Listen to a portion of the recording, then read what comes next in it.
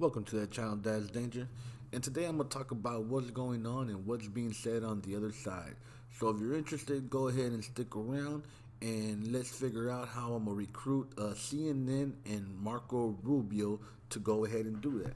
So with this video and others, I'm going to try to be direct and upfront with my interjections. Now let's dive in and dissect this video.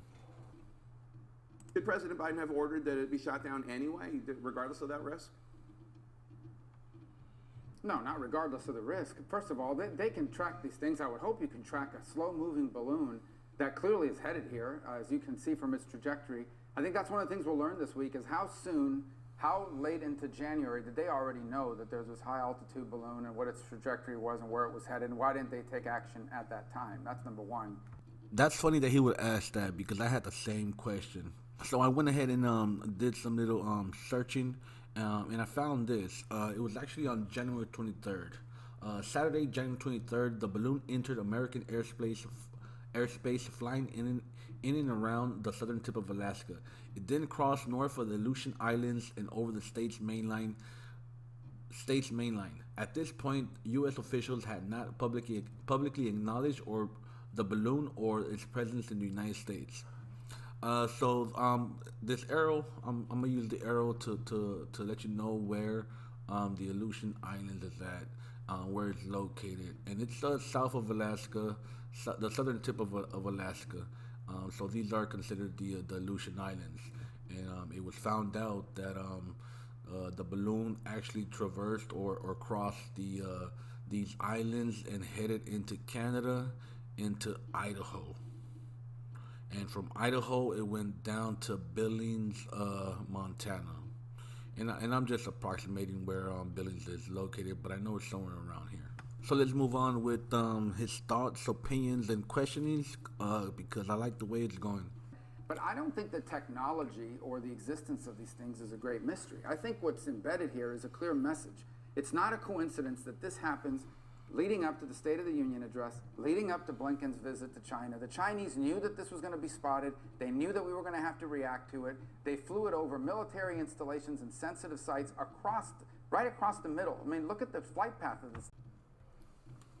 I believe it was a dry run from both China and Russia. And the reason I'm saying this is because before the balloon was spotted, and after the Russian submarines were spotted off the Atlantic coast, a couple of days prior to January 28th, on January 20th, a Russian vessel was actually spotted off the coast of Hawaii. I believe it was 25 nautical miles away, which basically means that you can see that shit with your eyes, with the naked eye. And for them to just do this, and for Russia to do that, it was a dry run, and to check out whether we can be not disrupted, but distracted. I mean, why else would you have recent war games and then all of a sudden synchronize some type of route from different positions? Well, again, it would be speculation other than to tell you that those things usually at that altitude and what they're doing is probably trying to collect on signals, on electronic information that's transiting that they can pick up on. There are various other means that they can do that as well. And that's why I go back to the whole point of the message. There are probably other ways that China could acquire whatever they acquired using this balloon. I may be wrong. There may be some unique attributes to it that I'm not aware of yet, but we'll learn more about this week.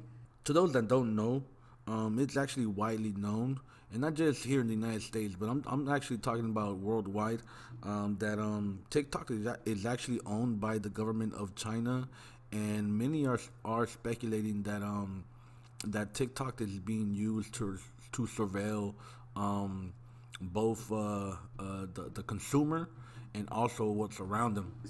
The Pentagon says that they know of the Chinese doing this at least 4 other times previously, once at the beginning of the Biden administration, 3 times during the Trump administration. It seems to be you're saying... Get his name out of your mouth. It got old with Trump and with Obama, and it's getting old today. Like, for every reason, it's Trump. Like, this happened. Oh, it's Trump's fault. That happened. Oh, that was Trump's fault. It's like, come on, man, get over it. Like you're acting like school children, like high school students, like a bully, and the nerd in the class. It's like you're always talking shit, and then the information that you gave or the shit that you were talking comes out to be false. So you come up with some other bullshit, and then that one's determined to be false, but you still continue. That's just high school shit. You're in fucking politics and geopolitical, for real. Like man, like I don't even want to really get into it, but these people are adults and they're acting like children. So let's figure out the truth, and I'm gonna go ahead and Rubio say what he or respond to the question. But in any case, is the No, I what's know the what difference? I'm saying. Okay, well, the difference is this. Are we aware? Have we seen the Chinese fly these balloons in the past? Yes. I think there's even Twitter pictures of it flying at one point off the coast of the U.S. Down south somewhere.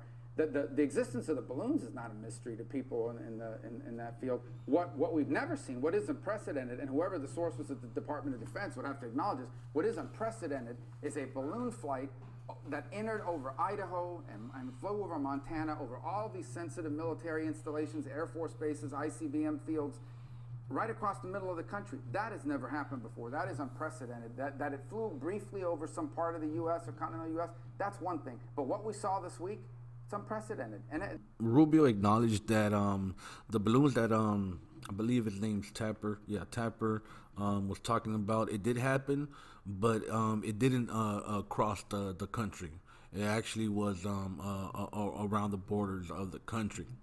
And just by hearing that, it got me thinking: did the balloon actually have some type of engine? Because here, if it takes about 16 hours to travel across Texas, and Alaska is double the size of Texas, excuse me, and the balloon was first spotted in the Aleutian Islands.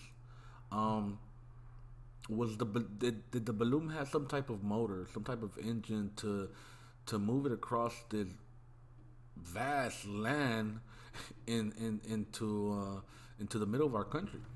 Anyways, here Tapper asked Rubio if he believes that if Tom Scott is correct by accusing Biden of dereliction of duty.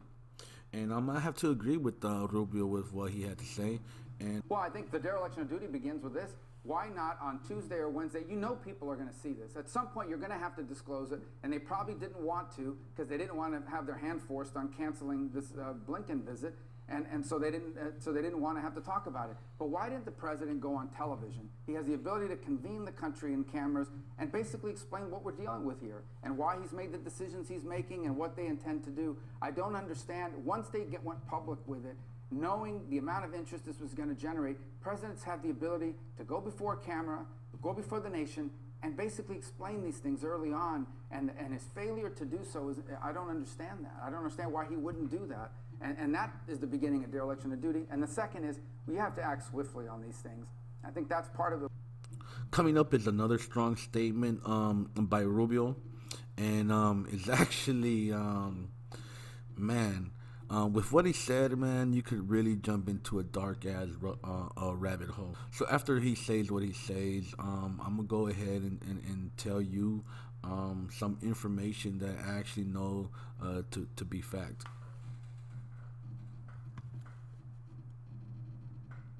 Power in decline.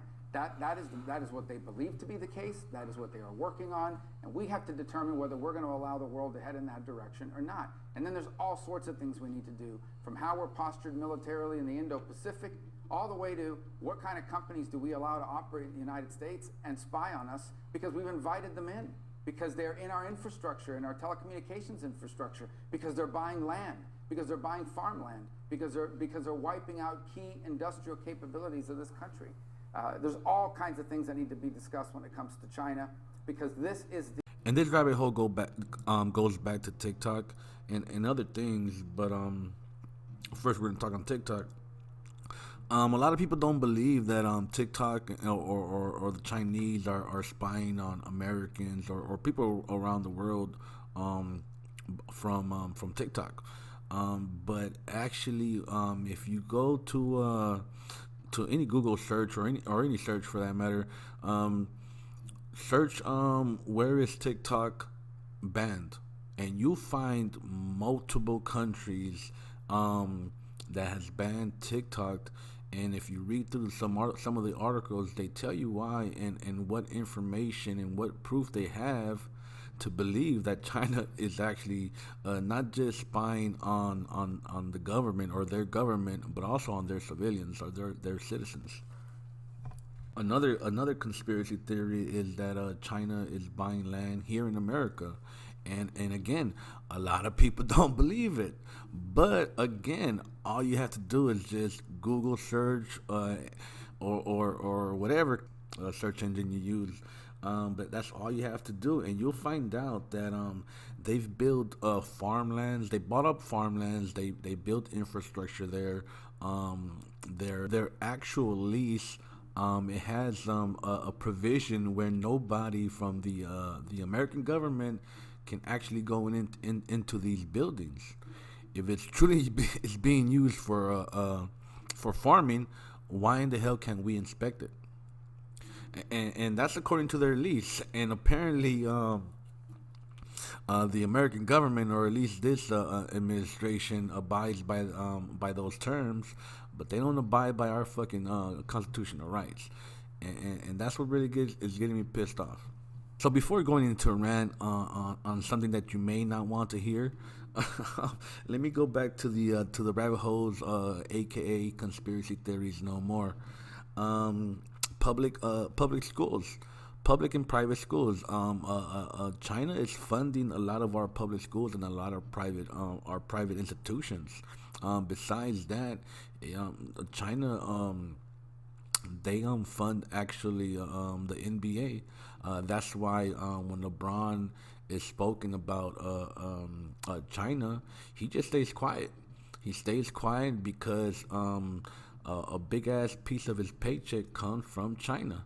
And I could go on, but I'm gonna go ahead and leave that for other videos.